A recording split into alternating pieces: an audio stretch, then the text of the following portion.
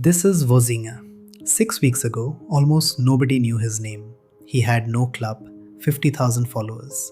Today, 16.9 million people follow him. He is 40 years old and he comes from a country of 500,000 people. This is what happened in between. Cape Verde, 10 islands in the Atlantic off the coast of West Africa. 50 years ago, it wasn't even a country, a Portuguese colony until 1975.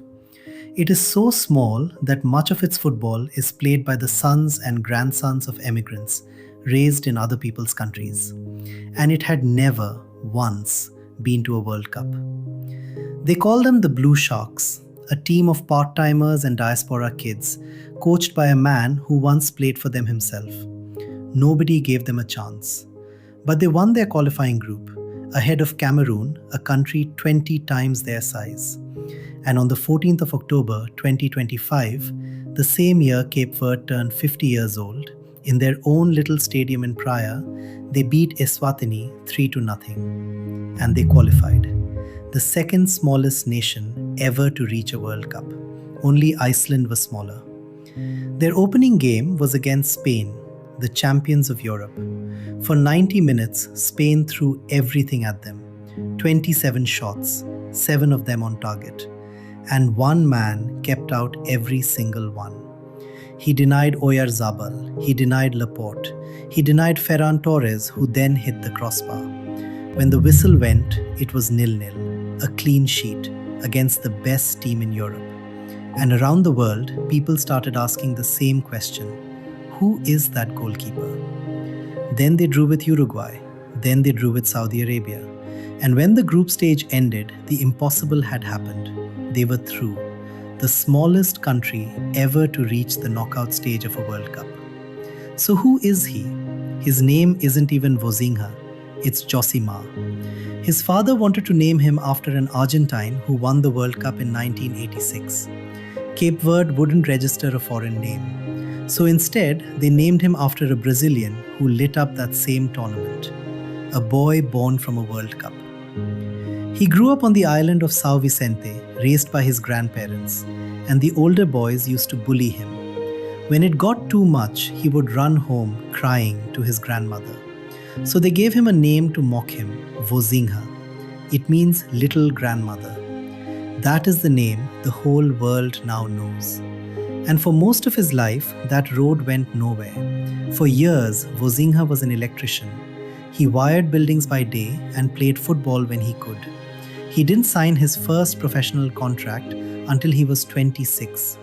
And then he vanished into football's basement.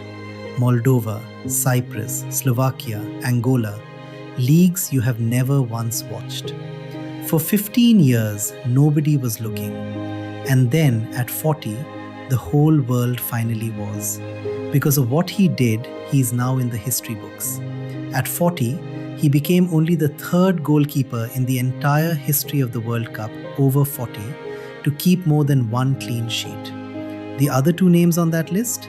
Peter Shilton, Dino Zoff, two of the greatest who ever lived, and an electrician from Cape Verde. Then came the last 32, and they drew Argentina, the defending champions, Messi. For 111 minutes, the smallest country in the world held the biggest name in the sport. Vozinha made 10 saves, 5 of them against Messi. Cape Verde fell behind. They equalized. They fell behind again. They equalized again. They dragged the champions into extra time, and they were one save away. One save from the biggest upset in the history of the World Cup. Then, in the 111th minute, it ended. Not with a great goal, with an own goal.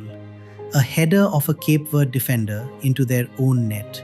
3-2 over, by the width of a deflection. Here's the part nobody shows you. Vozinha was the most watched goalkeeper of the entire World Cup.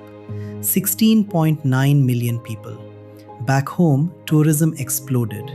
And today, he still has no club. The most famous goalkeeper of the tournament is unemployed. Nobody has signed him. So think about that. An electrician, 40 years old, from a country of 500,000. He shut out the champions of Europe. He made 10 saves against Messi. He came one deflection from knocking out the world champions. The whole world watched, and football still won't pick up the phone. What does that tell you about who the sport actually notices? One word in the comments. Who signs him?